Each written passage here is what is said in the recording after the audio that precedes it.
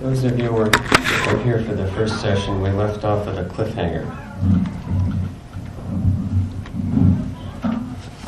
Swami Mahendranath Datta had described this remarkable transformation of Latu Maharaj, and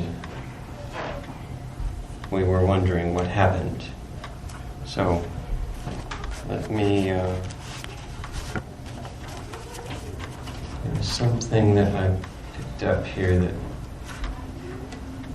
yeah, okay. Let's do it this way.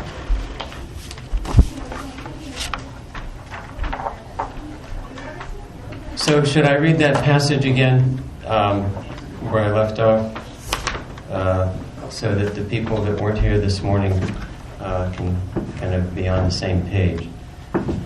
Not this morning, this afternoon.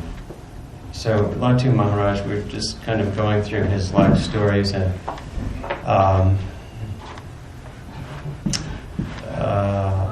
a shepherd from the lower classes who was orphaned at the age of 5, or before the age of 5, and taken to Calcutta from Bihar to somehow make ends meet, completely unlettered.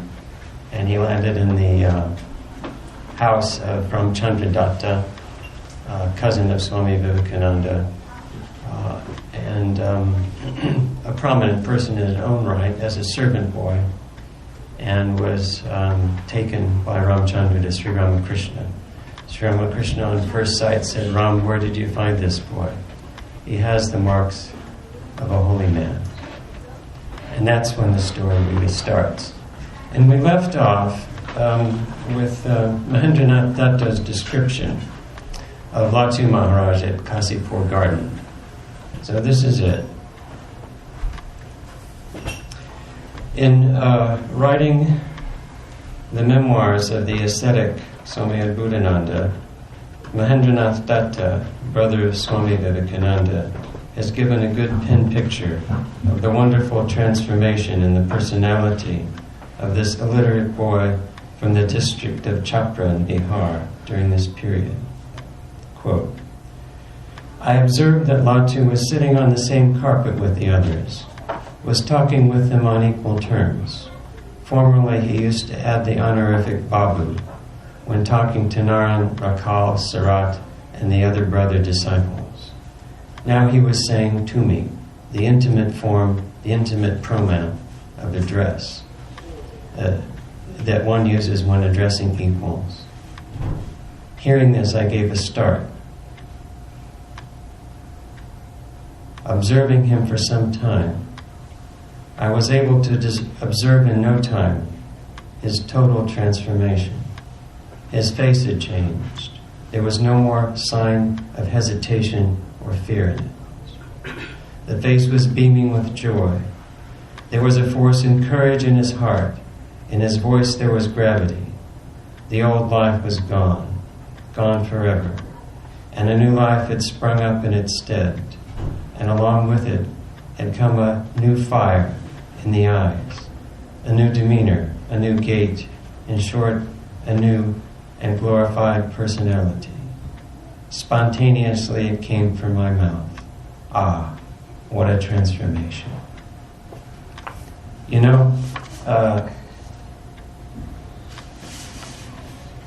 Arjuna asks Sri Krishna in the Bhagavad Gita, chapter 2, what are the signs of a man of steady wisdom? How does he walk? How does he sit? How does he move? It's hard to describe. That's what Mahendranath Datta is trying to describe here. Sri Krishna never even tries to answer that question, you notice.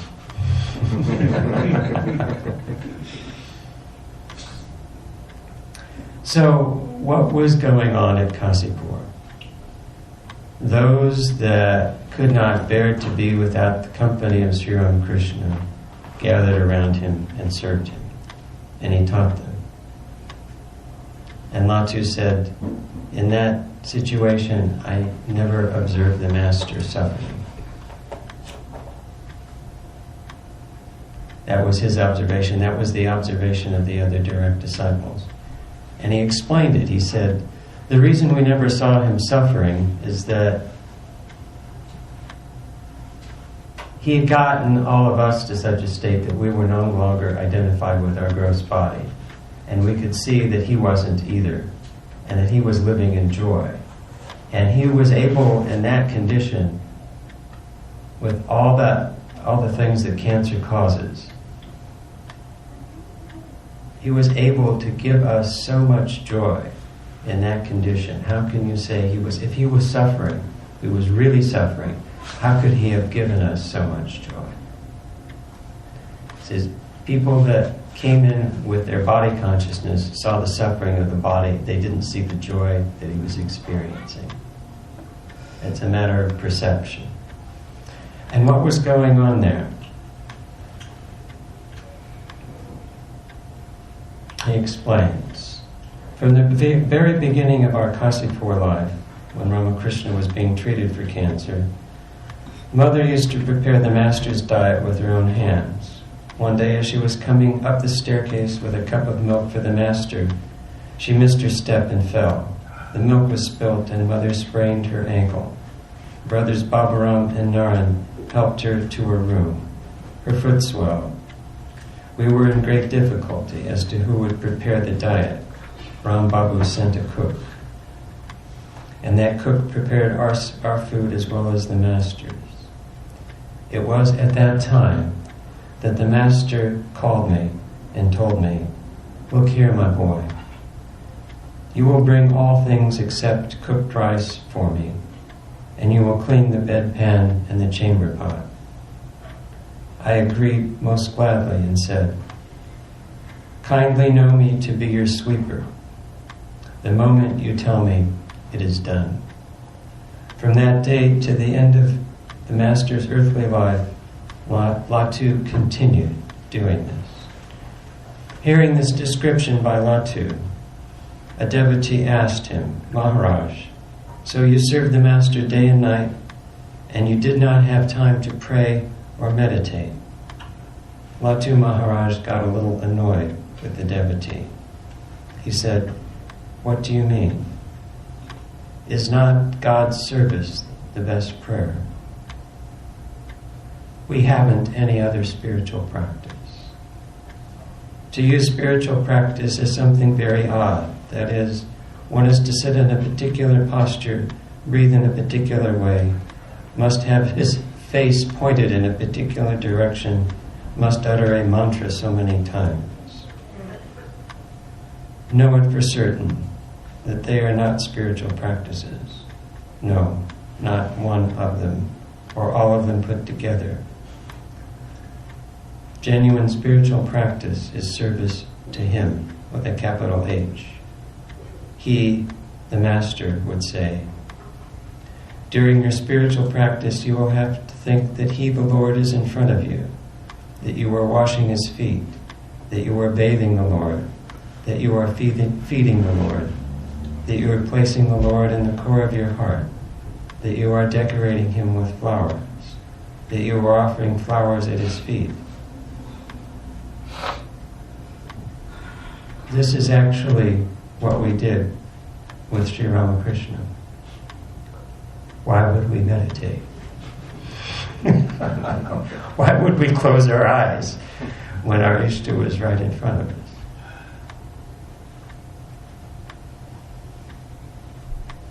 So what happened? The transformation. You see, he had this transformation at a time when he wasn't doing spiritual austerities. He was just serving. He was emptying the chamber pot, cleaning the bedpan.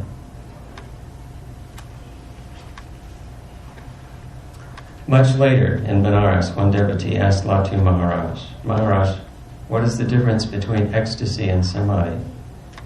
Latu Maharaj said, "In ecstasy, the practitioner witnesses the interplay of Ananda. In this, the sadhaka, the spiritual seeker, is the taster, and bliss is the object of taste. In samadhi, that is nirvikalpa samadhi, the sadhaka becomes bliss. There remains no one to taste it." his expressions are so original, so full of life, you see. He said something there that, you could express in books and it wouldn't be any, in a book and it wouldn't be any clearer. In Nirvikalpa Samadhi, the sadhaka becomes bliss and there remains no one to taste it. In another context, he says, do you know, sadhakas, spiritual seekers, see light, etc., hear wonderful sounds, but these experiences should not be made much of. These experiences are only to strengthen the sadhaka's faith. When the body consciousness is lost, when the heart becomes pure, then only one understands that beyond life there is another world, whose news reason and thought cannot bring, and which, when experienced, cannot be expressed in words. One day, I was passing my hand gently over the Master's head when all of a sudden opened the gates to that world. What I saw there, eyes could not grasp. What I tasted, palate could not taste. And yet, this was an experience. Devotee, did you get, Maharaj, the news from this world before that? No, not before that. He got samadhi, gently passing his hand over the Master's head while he was serving him in what to an ordinary person would seem to be very menial service, among other things. This is probably that incident that Latu Maharaj is referring to from the perspective of Swami Ramakrishna. He says, one day, Latu was gently stroking the Master's head. After a few moments, I saw his hand stop.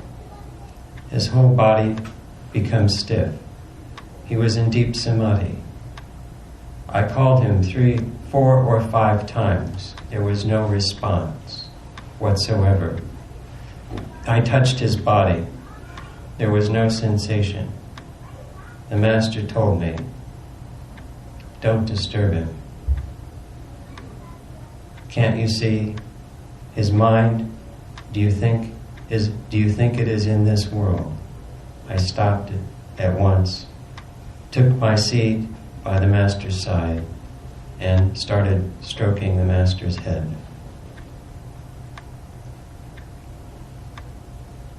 A devotee asked,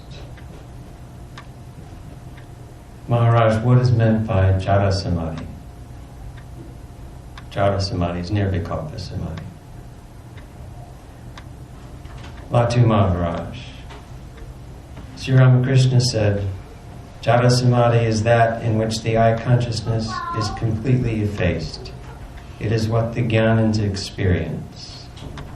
There is another kind of samadhi known as Chaitanya Samadhi. In this the Lord is the experienced and the sadhaka is the experience. The Lord is sweetness and the sadhaka the taster thereof. So this experience, which is regarded as the culmination of spiritual life, Nirvikalpa Samadhi, Jara Samadhi, came spontaneously while he was serving Sri Ramakrishna. It took him 8 years to regain that by his own efforts. Where is it?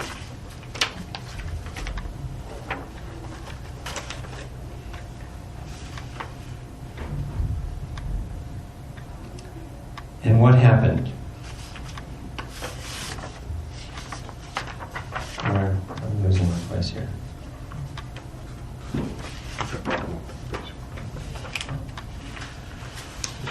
Bottom page. Just look at the bottom page there. Is it? Yeah, here I think. He had something. Yeah, okay. That's okay. Thank you. You want to come with me back to St. Louis? Okay.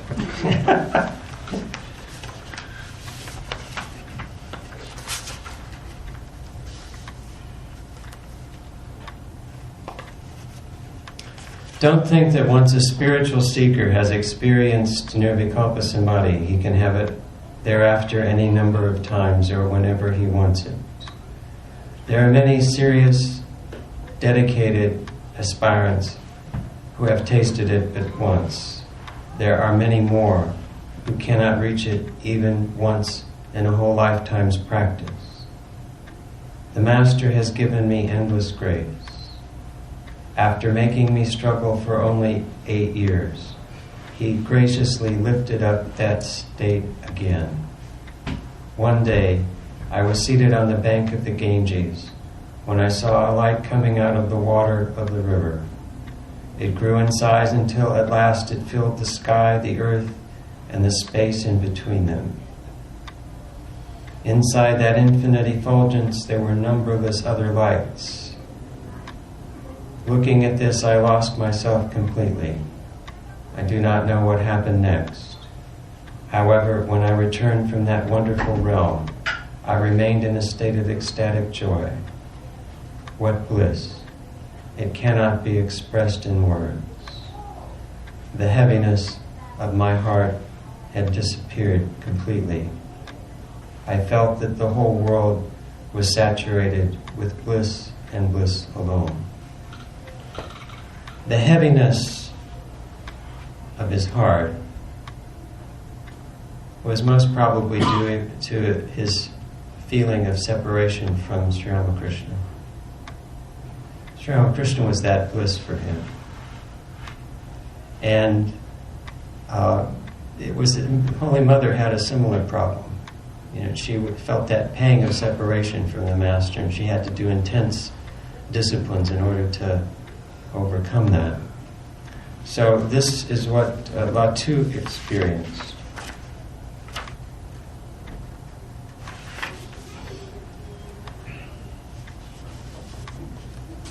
Now, what happened in those 8 years? How did he spend his time? Well, one thing I can tell you, he wasn't accessible to devotees. You didn't have devotees taking note of the conversations that they had with him, because he didn't talk to them. He didn't talk to anybody. What happened? We have some descriptions of it. We have heard from Sashi Maharaj, Swami Ramakrishna, that at Baranagar, he said, we had to call Latu again and again back to normal consciousness, and in a way force some food into his mouth. Many days passed when all of us took our food, having called him again and again. But having got no response, we placed his food in his room and came away. Noon passed. Evening came and went. At night, when we entered the room, we saw that the day meal was sitting there where we had placed it, only stale and stiff, untouched. Latu, lying down in the same straight posture as before, covered from head to foot with a thick cotton chadar. He hadn't moved. To force a little food down his throat, we had to take recourse to many devices. This happened at the Alambazar monastery. It was Swami Shuddhananda's first visit to the monastery. My first visit to Alambazar Mat, I saw someone lying straight down, straight on his back, covering his whole body from head to foot with a cotton sheet, and 2 other people pulling on him, one from the top and one from the bottom. One had his feet, the other one had his hands. This being my first visit, I was taken aback. I didn't break my shyness to inquire what was going on. Long after, I asked Latu Maharaj one day the reason for this. He said, at that time, I thought, I will stop feeding this rogue of a body, so I was lying like that. For 6 years, he did not give up this attitude. Forgetting food and sleep, he performed austerities.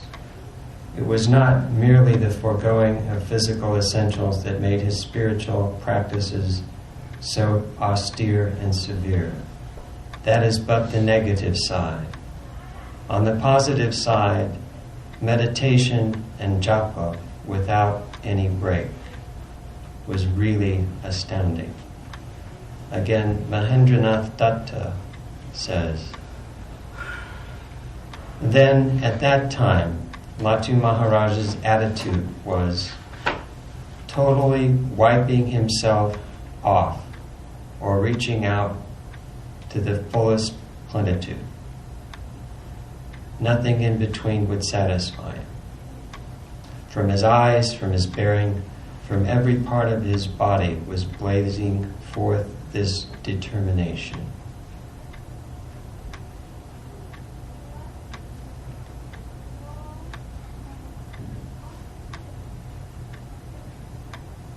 It's hard to fathom, really. That kind of one-pointedness that for 6 years, of the direct disciples, none of them had this one-pointed devotion to the spiritual ideal, just Latu. It was the closest thing among the direct disciples to Sri Ramakrishna's own one-pointedness for the spiritual ideal. When he stayed 6 months in Nirvikalpa Samadhi and people had to force, that monk came and understood the situation and would beat him up a little bit and get some food down his throat. It's really astounding. He just wasn't a normal human being.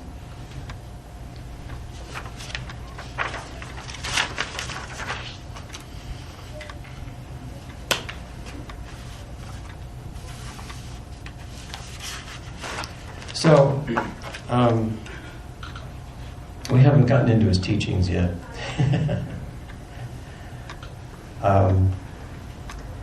And his teachings happened in the middle part of, in the latter part of his life. After he'd had Nirvikalpa Samadhi the second time, his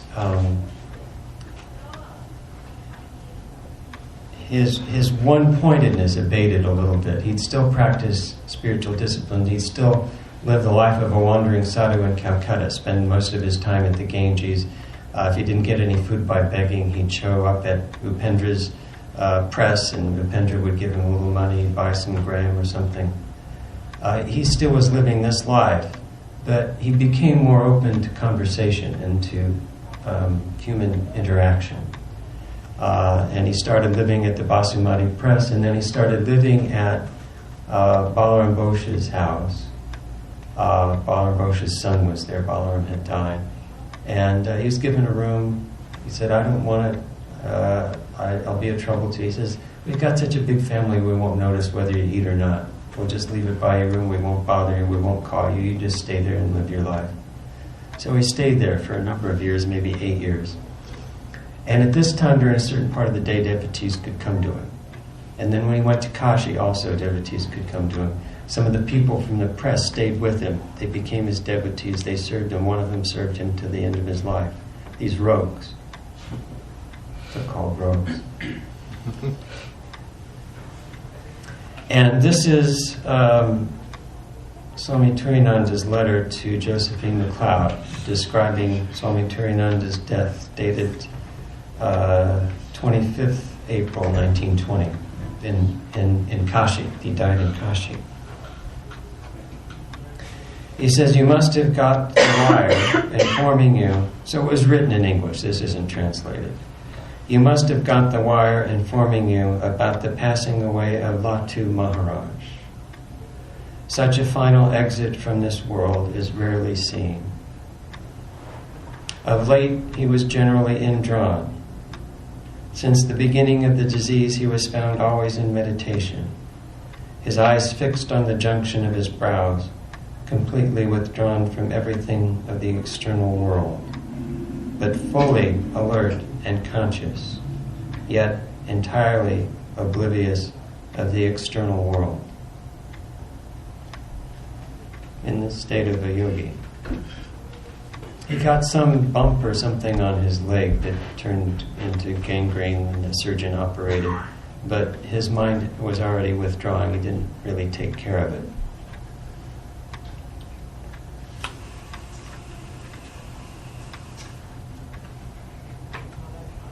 One day when the doctor was dressing the wound, he asked me, "What is the disease? What did the doctors say?" I said, "Nothing serious, only general weakness.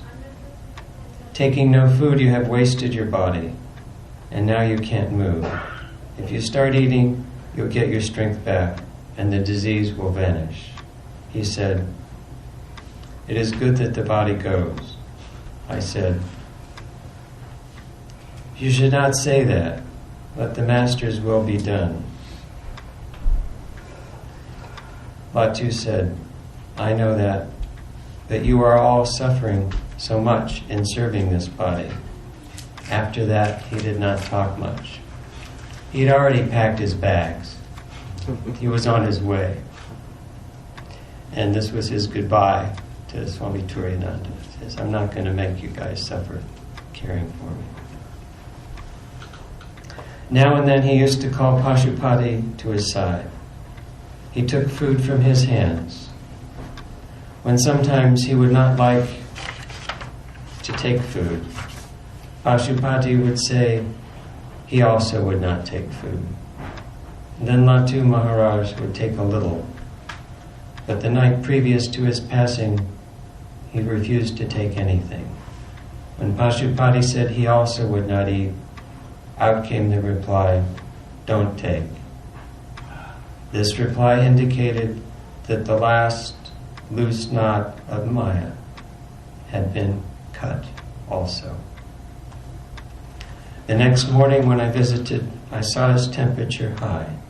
I felt the pulse. There was no beat. The physician came and examined the heart, but could not get any sound. Temperature 102.6, but there was no change in his consciousness, though there were no external movements. You see, when the heart's not beating and there's no pulse, it means he's in samadhi. It means he's in jhana samadhi.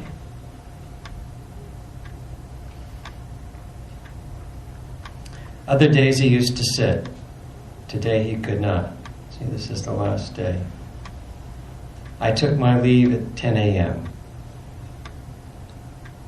promising to come at 4 p.m. When I finished my bath and meal and was about to take a little rest, news reached me of his passing away at 12:10 p.m. I immediately asked the Shevashram people to send a wire to you and to Sharat and started for the Hadarbagh house. Going there, I saw him lying on his right side with the left hand resting on the side pillow, as if sleeping. When I touched his body, I found that it was as hot as when the fever was on. He died 4 hours previously, and his body was as hot as it had been when the fever was on. So, how many doctors are there in the room? Is this normal? No.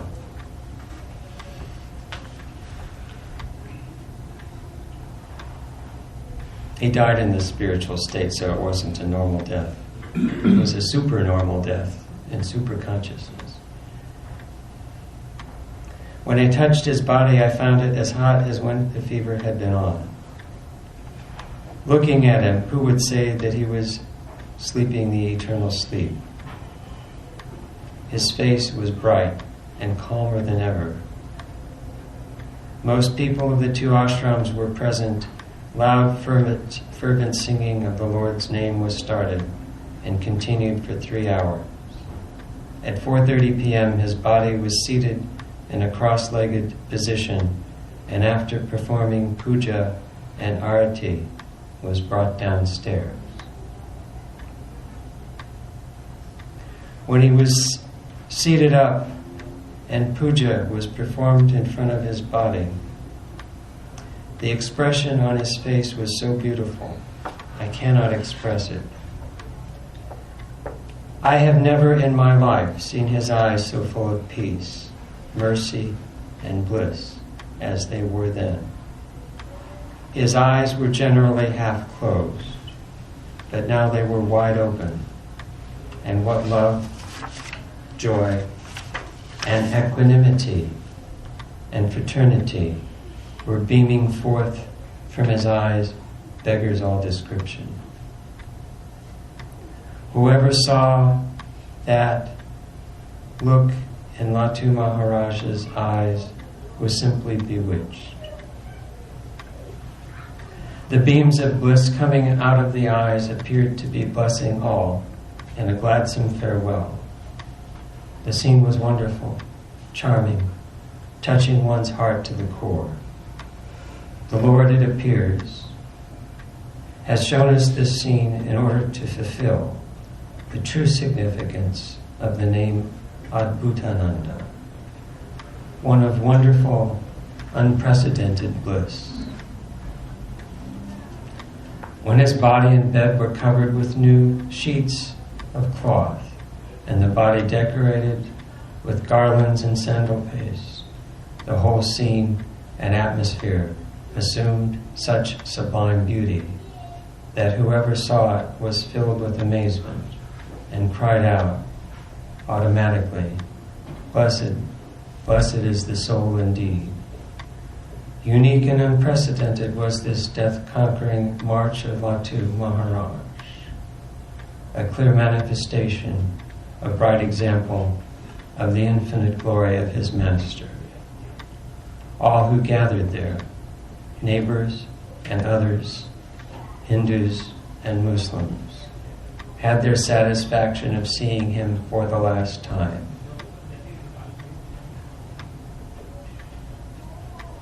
Those who have seen the body of Latu Maharaj beaming with supreme bliss all around on this last occasion were deeply impressed with the reality of the spiritual world. Blessed is his guru, blessed is his disciple. Our Latu Maharaj.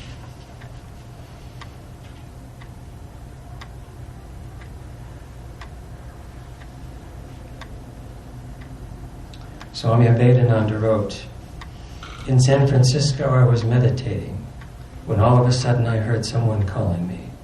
Kali, Kali, Kali." That was his pre-monastic name. With this sound, a face appeared indistinctly. The face and the voice seemed known, yet I failed to recognize them.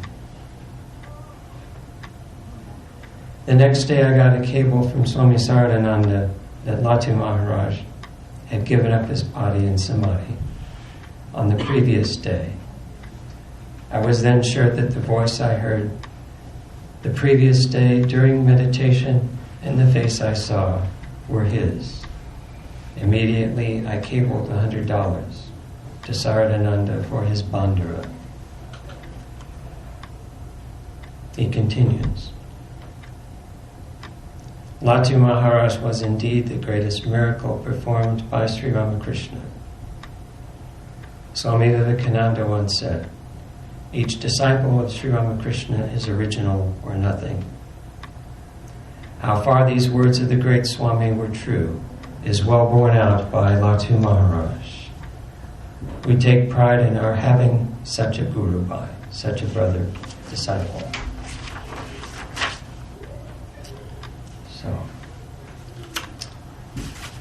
So let's take a little time out. That's more or less kind of a thumbnail sketch of his life. And if there are any questions from that part, we can talk about them.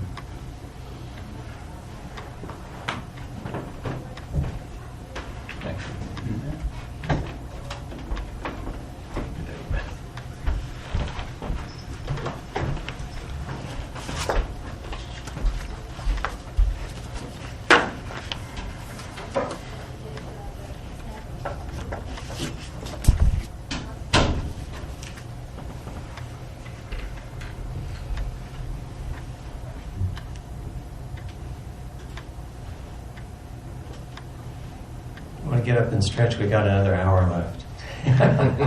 I do.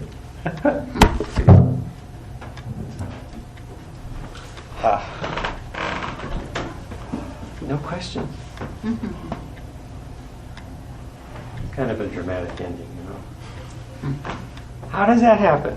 Tell me, doctor. How can someone who's dead not be stone cold dead?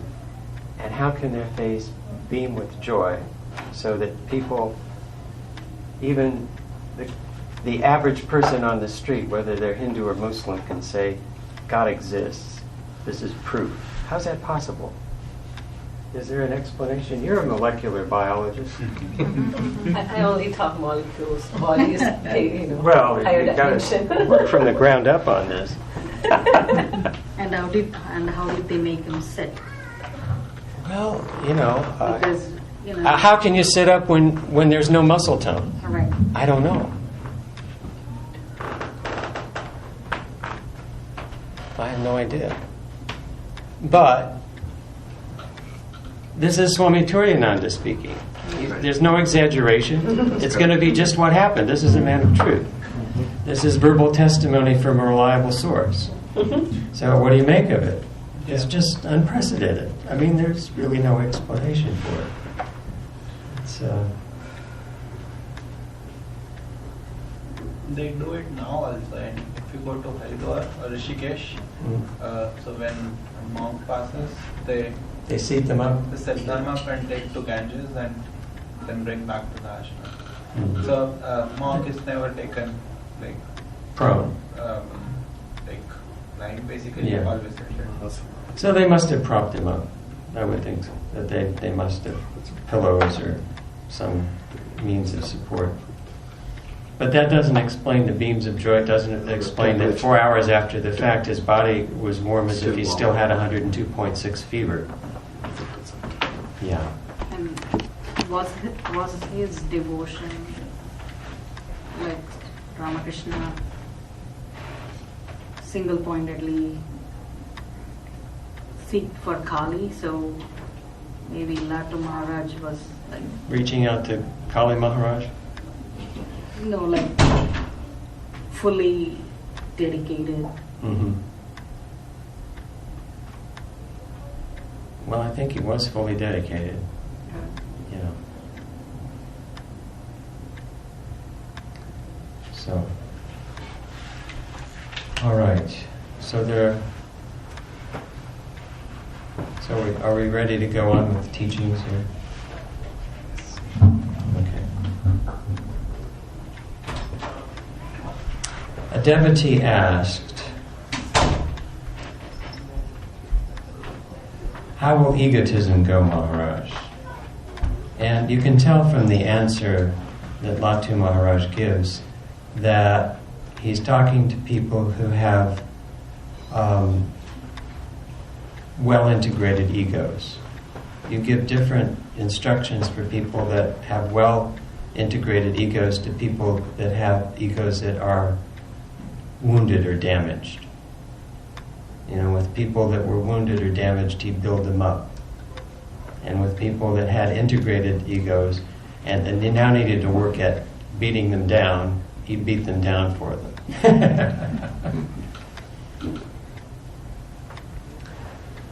How will egotism go? What is egotism? Said Latu Maharaj. I am superior to others. This is the sense of it, is it not? See, for them that's the sense of it. The other side of it is I'm inferior to others. You see? Either way, it's the ego. Either way, it's an ego problem. We had a nun from... She was a nun in Santa Barbara under Swami Prabhupada for 7 years, and then a little while after, I think. And then she left. But anyway, she visited St. Louis, and this was not too long after Swami Chaitananda came to St. Louis. And I asked her, I said, what did you learn from being in the convent for 7 years? And she paused for quite a long time. And then she said, I am not superior.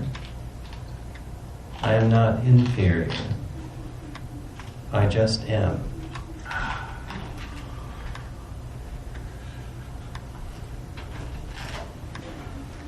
She learned quite a bit from being in the convent in 9 years, because she learned that her existence, that Sat part of Satchidananda, which was manifest in her, was the important part.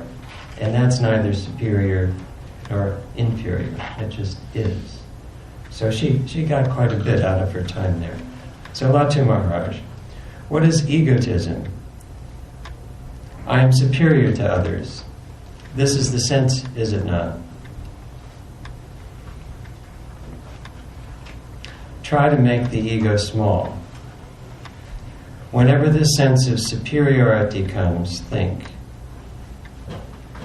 Think to yourself, you fool. Are not others much superior to you in this and in other respects? Compared to them, how insignificant you are. What are your powers? How often have you failed? Have you come to this world? He's speaking, you say this to yourself. Have I come into this world of my own accord, or have I been led here by the nose? Those people around me, have I gathered them, or have they come drifting towards me by circumstances? This firm or business that has made me rich and enabled me to give opportunities to thousands to earn their living, how have I come by it? Have not circumstances conspired and helpers joined to make it a success? Am I not but an insignificant factor? Can I afford to be vain? I have come to this world impelled by Him, the Divine Lord. I am here by His orders, and I shall have to quit it the moment the Lord wills. What right have I, so dependent, so wholly dependent on Him, the Lord, on His created circumstances, on His created persons, to be proud of anything? End quote. But this is how you talk to yourself. And then Latu says, if you look at your egotism in this light, it will surely vanish in shame. Do you understand?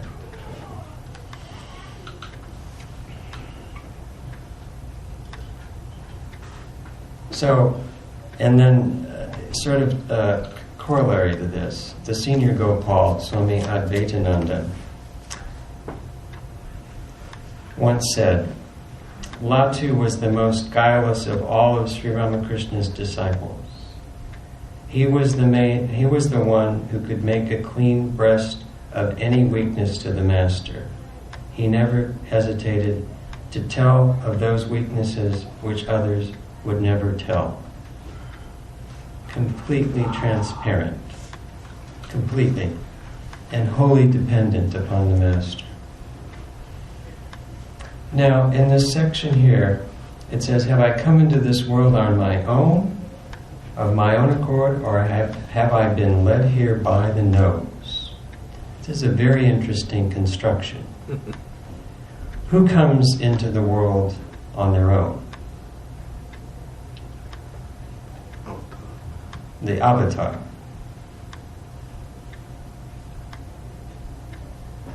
And how does he come? He says when wickedness predominates and the good people cry from the bottom of their heart for help, I body myself forth. I body myself forth. I take a body and come and descend. That's what avatar means. And descend to balance the situation so that people can live their dharma again. So that's let's see. That's who comes to the world on their own. And Ishwara Kodis sort of come on their own. You know, if you remember that scene with Sri Ramakrishna coaxing Narendra to come down from this realm beyond form, where he was sitting one of the 7 rishis, and and Sri Ramakrishna takes the form of divine child and goes up and grasps this sage around the neck and said, "You'll have to come down." Narendra doesn't say anything. There's just the slightest change in his facial expression as an assent, and then he came down. So it's a combination of coming down voluntarily and being pulled by that string of divine love that the avatar pulls up there, you know.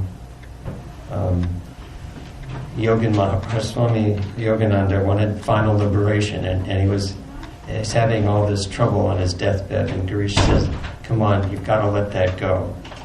You've got to surrender. You don't have any choice in this. You may not want it, but it's beyond your control." He was able to talk him, just let go.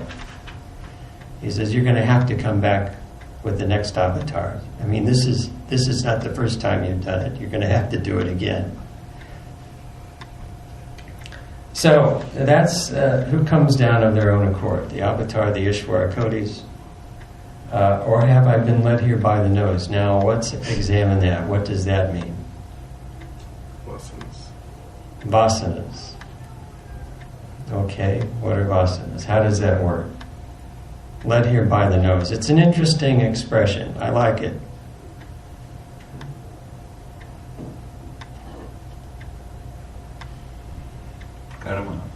Karma.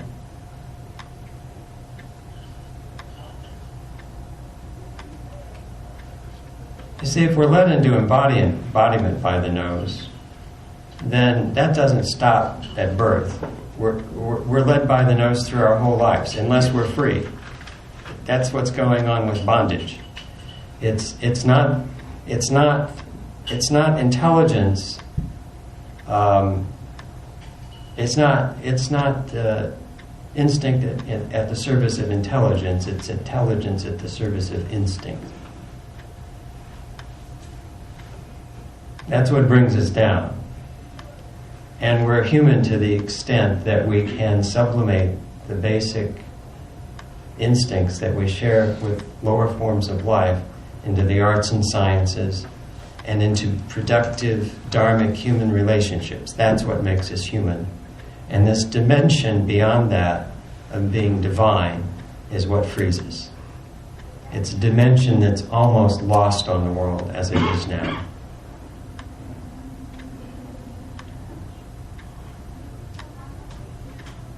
But this is what leads us back. This is what leads us back. It's that ignorance that's prompting us unconsciously during this life. And it's just a matter of clearing that out. And how do you clear it out? That's the next teaching. This is Latu Maharaj on God's name.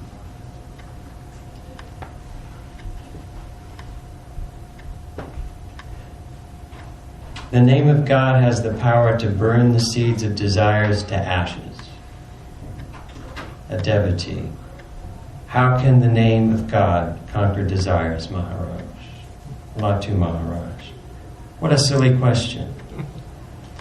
Desires dare not approach the orbit of name. Name has such a potency that once a person takes to it, desires cannot raise their heads. The name of the Lord is the Lord Himself, the true reality, with a capital R. When one meditates or concentrates one's mind on the name, the mockeries and imitations, that is, the finite desires, disappear like mist at sunrise. See the beauty of his expression. Desires disappear like mist at sunrise. In the presence of the name of God, sincerely repeated by the sincere seeker of God who wants to destroy his bondage or her bondage, the finite desires disappear like mist at sunrise. So sunrise is that light that's coming from the divine name. Devotee. That may be true during the waking hours, but what about in dreams? What happens then? During those hours when one loses conscious control over oneself. That is a potent danger. How do we protect ourselves? Latu Maharaj.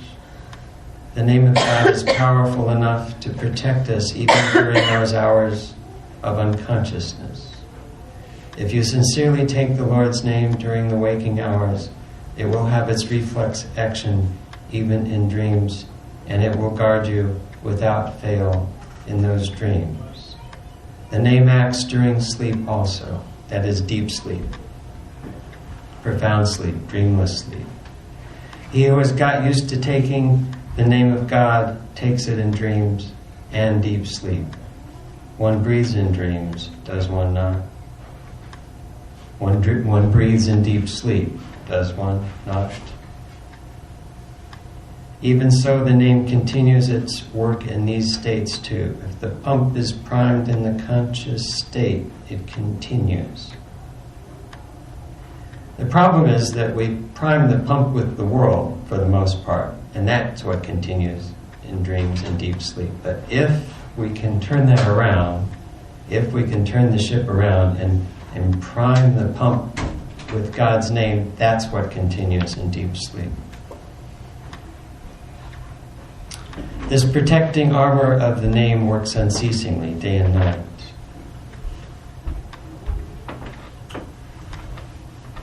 He's questioned again. Latu Maharaj answers, "Why? These are simple words. Why do you fail to grasp their significance? Look here. Desires, attractions for the world are there already in the mind. Sometimes those desires rise to the surface of the mind. Sometimes they dive so deep in the mind that one is led to doubt their existence. As you come nearer to the Lord, all these complexes leave their hiding places deep in the mind and appear in their true colors. As your body and mind become pure and holy, these weaknesses hidden deep in the mind, the results of actions of hundreds of previous births, start floating like bubbles to the surface of the mind, driven out by the heat of the word, driven out by the heat of the name. That's tapas, heat. This name churns the mind and purifies it, driving all these things up from the subconscious, where they're prompting us without our knowledge, into the conscious level where they can be seen, where like bubbles floating to the surface. That is the last-ditch fight of these desires. The same heat of the name forces them then completely out of the body. If they come up and you don't pay any attention to them, they're just driven out. That's what he's saying. They're put to the rout. How can they cope with the force of the name?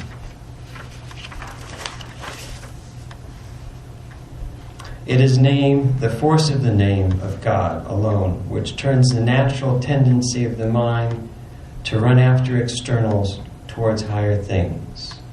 The mind's daydreamings and imaginings to create a world of romance are stopped by the name at the start. My boys, who knows where the mind stays? It is through the mind's creation of doubts and images that we become aware of its existence. When there are no doubts and images in the mind, when their creation ceases through the mind's absorption in the divine name, the mind becomes absolutely free from all dirt, all externalities. And in that pure mind flashes the reality, the Sat, our own real nature, the all-pervading, the Almighty.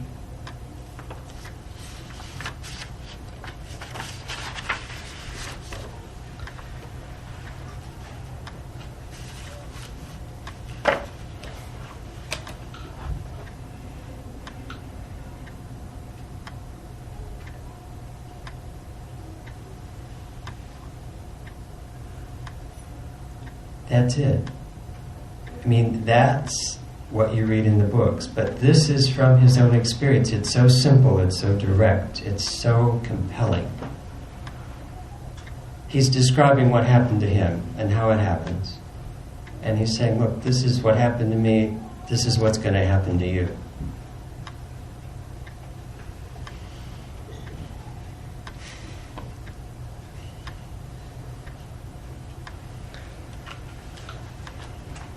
And then he talks about meditation. You know, once you get to this point where the mind is purified, you begin to have actual spiritual experiences. And then he talks about the next step. To see light during meditation is not the last word. The probationer's meditation cannot be considered to have attained any depth unless the light solidifies itself into the form of the chosen deity. Of course, it is true only of those probationers who meditate on God with form. In later life, Latu Maharaj used to say this. He would explain, there are you and your chosen deity, and none else. That is meditation. When the probationer's meditation comes to this stage, then he may be said to have control over his mind. Then the fickleness of the mind loses its power over him. Before the mind tries to think of anything other than the object of meditation, that is the Ishta, shining with that divine light, the probationer comes to know of it and stops it. All the workings and tendencies of the mind are revealed to him before they can assume any power to distract him from contemplation of the chosen deity. Attachment or attraction to objects of enjoyment, aversion to desirable spiritual things, annoyance towards practices that lead to spiritual enlightenment. All of these melt away before taking any form. All evil tendencies, such as doing harm to anyone, telling an untruth, disappear before they can produce any physical change in the body. At this stage, the nature of the sadhaka is transformed. The body is transfigured. His eyes, his face, his movements, his words, all indicate his meditative nature. A truly meditative person has a different look, a different way of walking, different respiration. During meditation, his respiration stops. A deep calmness pervades his entire personality, and he loses consciousness of the body.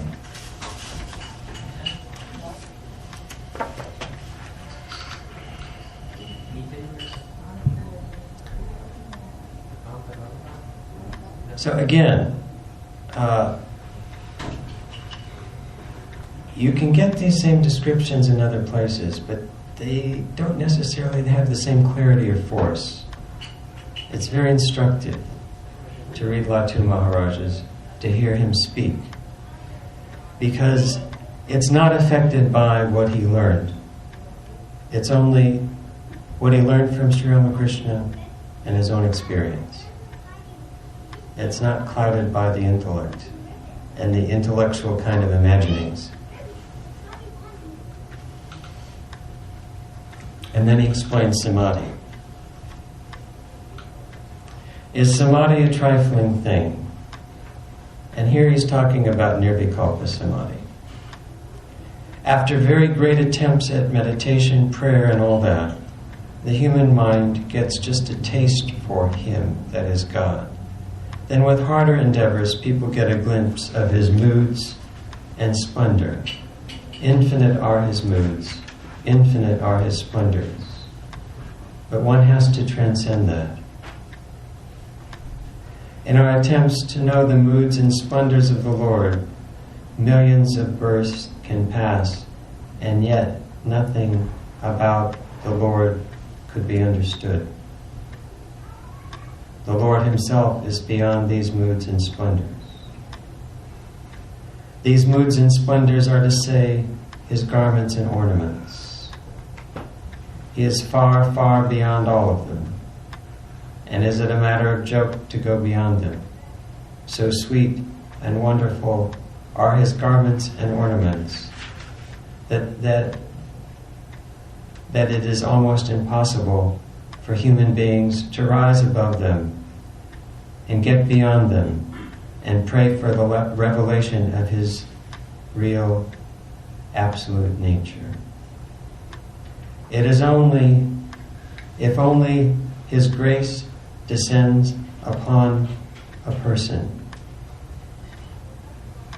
if God so wills that his sadhaka should experience him as he is in himself, then God helps the sadhaka in the dissolution of his mind and intellect, the two great obstacles to the free play of intuition.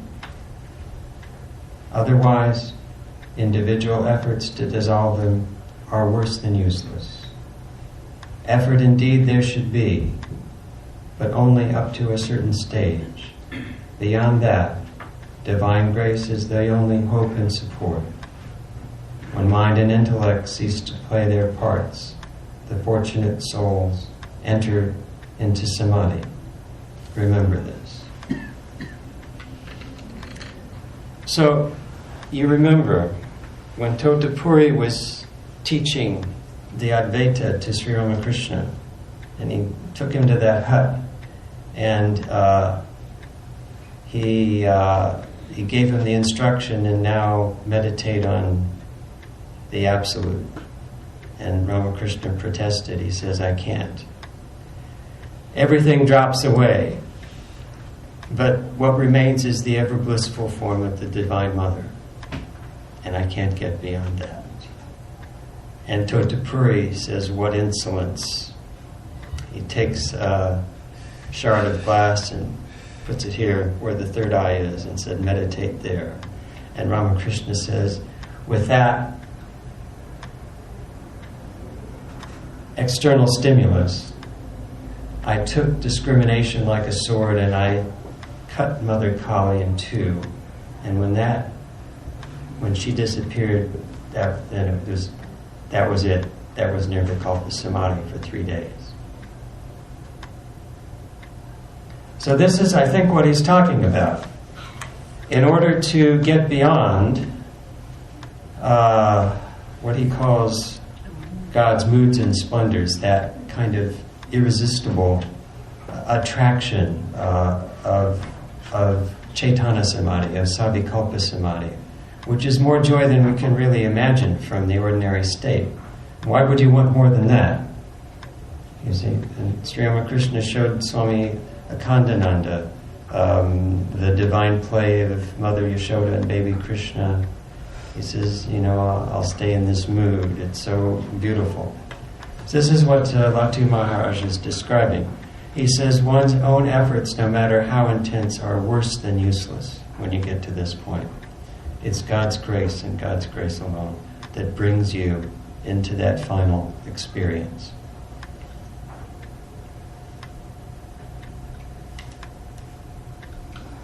Effort indeed there should be, up to a certain stage. Beyond that, divine grace is the only hope and support.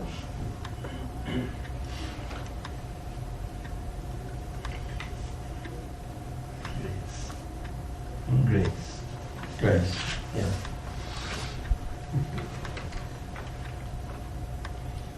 So, okay. Any, this stuff just kind of stops your mind. Ah, good, you have something.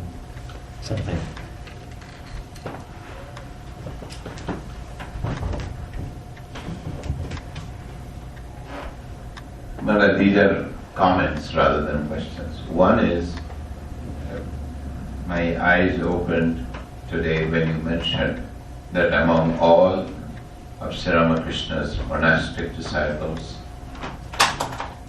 it seems that Latu Maharaj was the closest. His journey was very close to that of Sri Ramakrishna himself, without taking any bookish learning or anything. Yeah. He was the ultimate experimenter. And the second comment is, the things you describe and all the other quotations or the other sayings we read about him always makes me surprised, makes me totally astonished. Like Sri Ramakrishna, who had not read but had heard many people who had described these things at Dakshineshwar. When Lakshmana speaks, it almost looks like he's quoting Upanishads or his realizations of the highest kind, and in very refined language, which these so-called learned people of Kolkata and Varanasi, they would go and be astonished at that. Sure. So, if you want to please comment more on that, how did he become so refined and so everything? Is it, we hear that Brahmagyani is no different from Brahman, but somehow this polish and everything came to him, and in one case he describes something about, you think jnana is all? No, but there beyond that, that's just a start. Beyond that, you have to have this mahagyan or whatever it was, a big jnana. And then Swami Brahmananda said, yeah, he's right. That's what you start. So I always wonder how this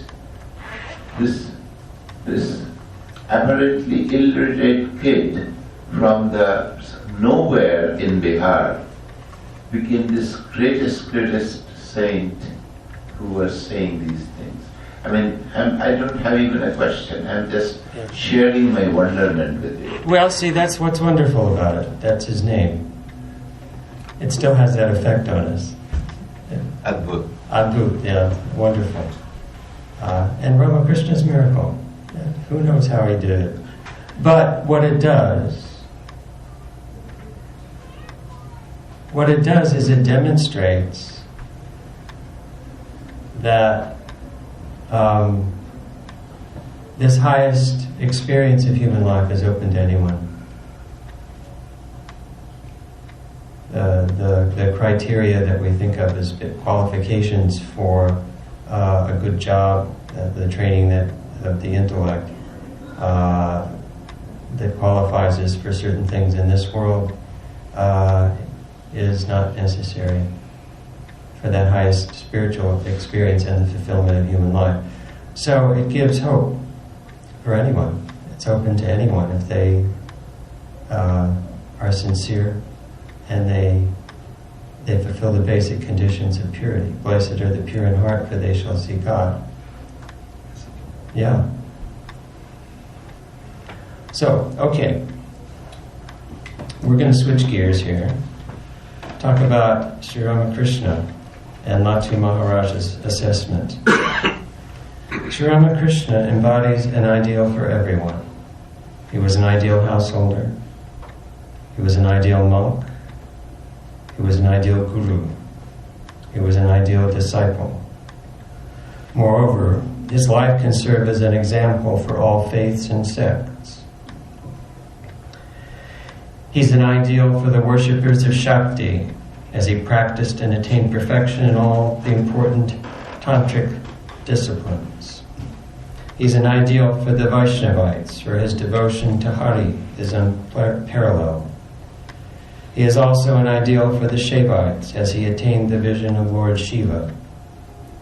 He's an ideal for the devotees of Ramchandra, for he saw Rama and Sita and worshipped the child Rama. He's an ideal for the Vedantins, having experienced Nirvikalpa Samadhi, the culmination of Vedantic sadhana within 3 days. He's also an ideal for the Christians and Muslims because he had the vision of Christ and the Prophet. So let's go to the top here. He was an ideal householder. Now, we had a discussion class. This is from Swami Chaitananda's book on Latu Maharaj. We had a discussion class years ago in St. Louis on the teachings of Latu Maharaj, and we got to this. And we take these little sections, a paragraph or sometimes a couple of sentences, and we'd spend an hour discussing it, or an hour and a half sometimes. We got to this part here, and Mary Niemöller said he was an ideal householder. In what way was he an ideal householder? He didn't earn a good living. He got a paltry sum from the temple which he didn't collect. When his wife came of age, he didn't go get her. She had to come to him. He didn't give her any children. When he died, he didn't leave her anything. She had to go to his parental home and starve practically. So what makes him an ideal householder? Should we emulate him? What's your answer?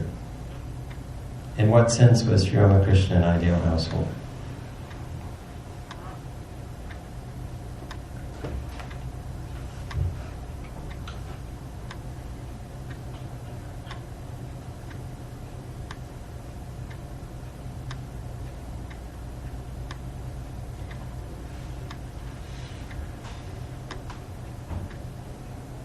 Okay.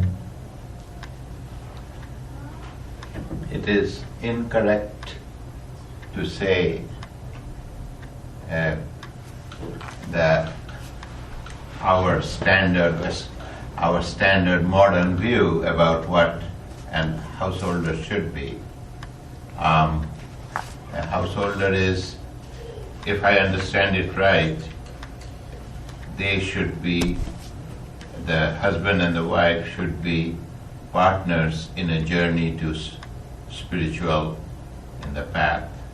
And from what I've heard, though they were both gods and goddesses, a goddess, whatever, they, in the outside life, they helped each other. There are many instances when a mother did many things which would keep his body right so that he could do his sadhanas. Similarly, he would pay attention to the ways, he would even teach her methods of worship, etc. As far as leaving anything for her, he was concerned about that. That's why he said, do not beg from others, do not show your need to others. Go to Kamarpukur and try to live your life like any other person. And with he not going to Jairambati to bring her is quite trivial, because it looks to us that he was not worried at all, but when she arrived, he who could not even take care of his own day-to-day life, arranged for her bed in the same room and would ask for the milk and whatever. Then somebody built a little cottage for them. So I think he was extremely loving husband as far as the man goes. Her I don't understand very well, but she understood exactly what he wanted or what he needed at any given point. I think they were very good partners. Also, they didn't have biological children, but Ramakrishna said the whole world is they are your children. You will have so many children that will be. Your ears will burn. Your ears will mother. And it eventually happened. And Swami Swami Premananda says at one place, we choose, Sri Ramakrishna chose his people in a very special way. But look at Ma. Anybody will come, even the people whom I cannot touch, we send them out. So he did his job also in that way also very well.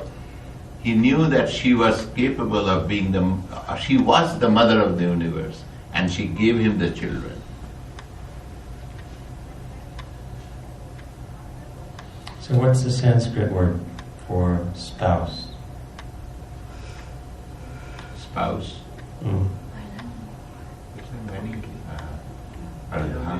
What's the one that's used in the Ramayana?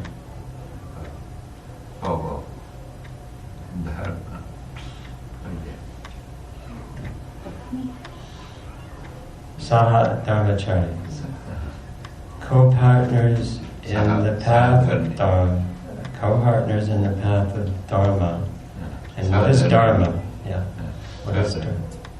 What is Saha-dharmini, saha-dharmini. Yeah. What is Dharma? Dharma is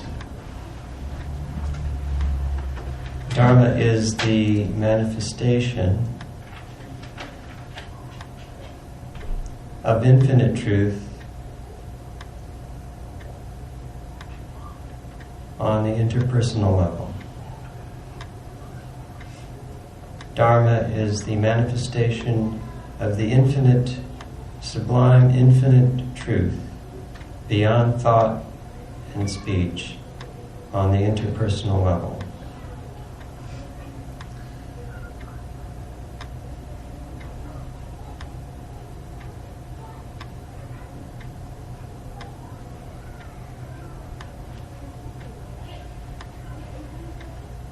The sublime truth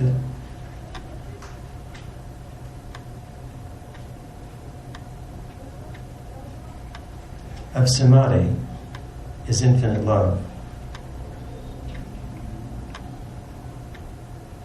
And when that manifests on a human level, it manifests as benign intention in various forms. It's a manifestation of love in various human relationships.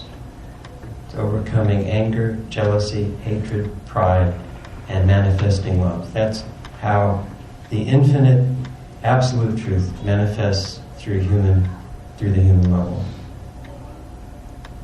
And that manifestation of Dharma through the human level purifies the mind.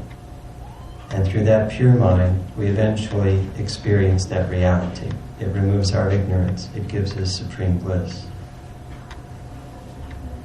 And that is the purpose of human life. And that is the purpose of marriage. And Sri Ramakrishna and Holy Mother, Sri Sarada Devi, as did Sri Ramachandra and Sri Sita, manifested the perfect ideal of householders. And how does one live a married life such that the purpose of that marriage is to manifest divinity in the human beings involved in it? How does one do that? You look at every aspect of the relationship between Sri Sarada Devi and Sri Ramakrishna, and you see that active in everything large and small. It's a study. In that respect, their marriage can be emulated. Their marriage is a model. Their marriage takes us out of this mundane existence into the transcendent realm. It's a model to uplift humanity. And we took quite a bit more time to arrive at those conclusions in that class. It was that class where Mary Niemiller raised that question in that way. We didn't come to the conclusion so quickly. And of all the classes, and we probably had 40 classes on those teachings, it's the one that everyone remembers. Because the ideal of marriage in Hinduism is really so different than the understanding as it's come down to us in the West. We've got I'm not saying that it's never been in the Western culture. When Holy Mother heard the marriage vows of Catholicism, she says words of Dharma: to have and to hold, in sickness and health, in honor and dishonor, till death do us part. She said those are words of Dharma. See, but nowadays people don't pay any attention to that. They make up their own vows. Well, I love you as long as I like you, and take care of you as long as it's convenient, and those sorts of vows which spring from ignorance and don't go very far. either in a secular marriage, certainly not in a spiritual marriage. So there's a sublimity here that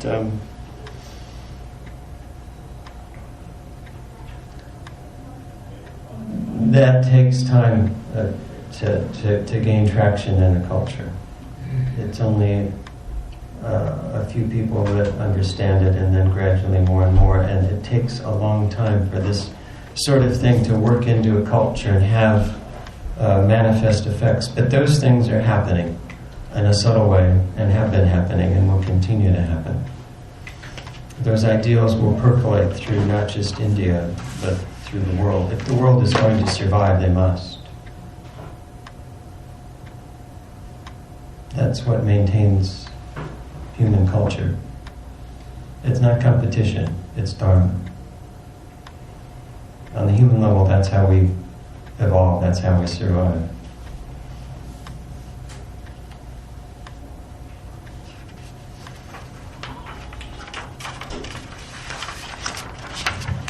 I want to read a little bit from Swami Chaitananda's book on the Holy Mother about Latu Maharaj's relationship with Holy Mother, which is very instructive. I was going to ask you one of them. Yeah. You read my mind.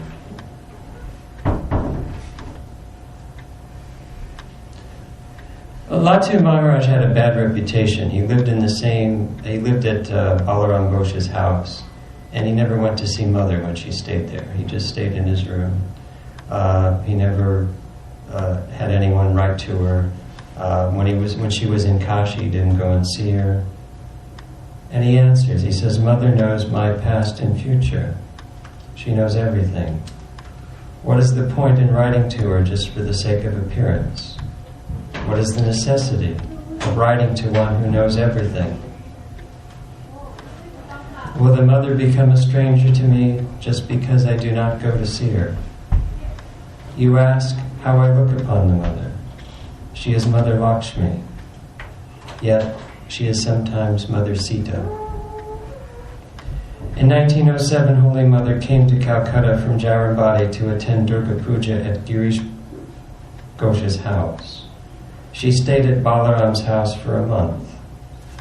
Latu lived in a room to the right of the main entrance. While entering the house, the Mother saw her dear Latu. She inquired, "Hello, my son, Latu. How are you?"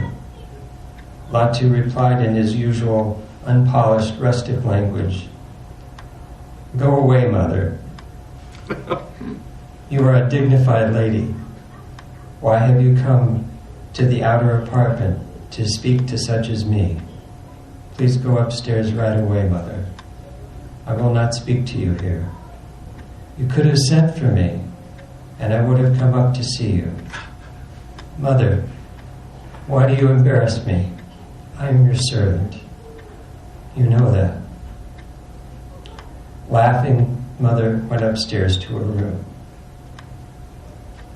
As long as the Holy Mother stayed at Balaram's house, she sent prasad to Latu every day.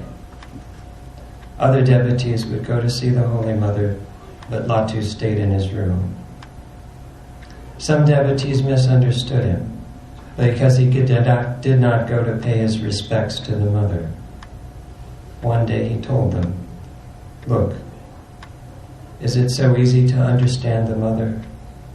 Just imagine. She accepted the worship of Sri Ramakrishna. Only the Master knew the real nature of Holy Mother, and Swami Vivekananda understood a little. She is Mother Lakshmi herself. It needs tremendous austerity to understand her grace." The day arrived when Holy Mother was leaving Balaram's house for Jarambati. All the devotees went upstairs to bow down to the Mother, but Latu did not go. He was pacing back and forth in his room, muttering to himself. Who is a mother or a father to a monk? a monk is free from all Maya. Back and forth, muttering again and again. When the mother was coming down the steps, she overheard Latu. When she reached his door, she said, "My dear son Latu, my dear son, you will not have to accept me, my son." Immediately, Latu sprang from his room, fell at the mother's feet, and began to sob.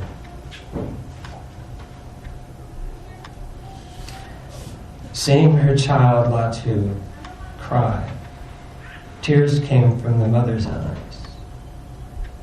Latu took the corner of his chadar and began to wipe the mother's tears. He said in a choked voice, "Mother, you are going to your father's house. You should not cry. Sarat will bring you back soon. Don't cry, mother, don't.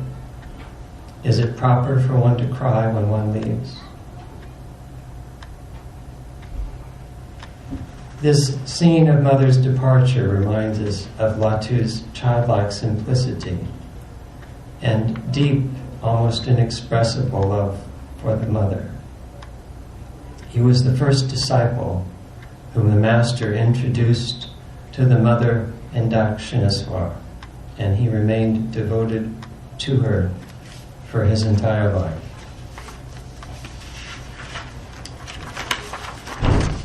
So,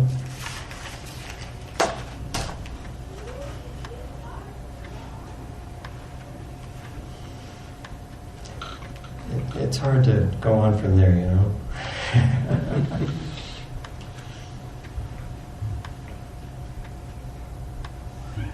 Okay, I'll finish with this. Toward the end of Latu Maharaj's life, a devotee asked him, "Do you feel now that the world is a burden?" He answered, "Look, when you dive deep into the Ganges, though there are thousands of pounds of water on your head, you don't feel the weight. Similarly, if you plunge into God's creation, yet hold on to Him, you will not feel its burden. Then the world becomes a place of merriment."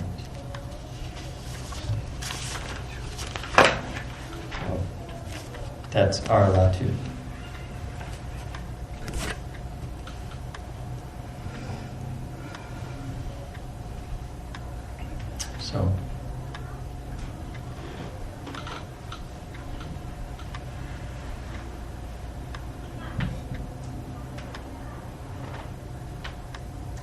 So we're very, we're very indebted to this gentleman, Chandrasekhar Chatterjee, for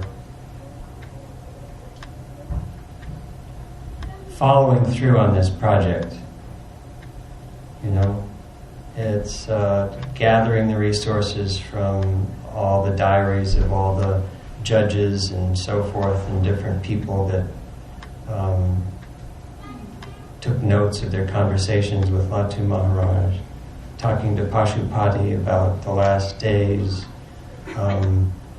doing all this and then putting it in some kind of intelligible form, his own conversations with Latu Maharaj.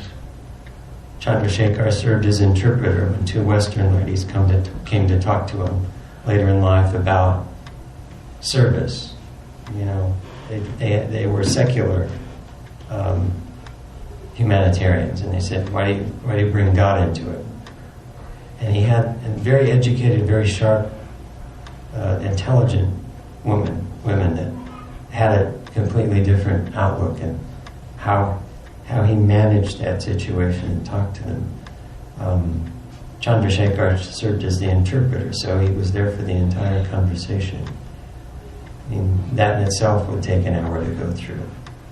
I mean, the way he goes back and forth with them about, he says, look, if you don't have God, then If you're separate from the people you're serving, then your ego's going to come in.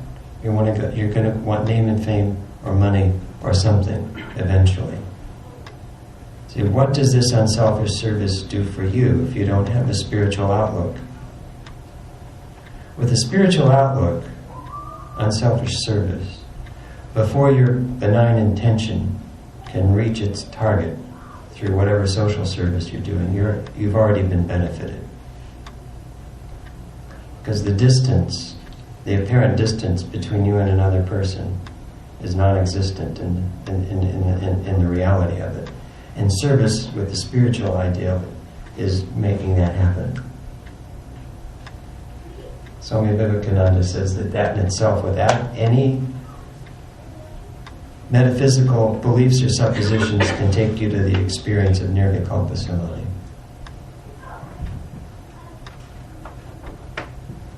Anyway, that's another subject, another talk.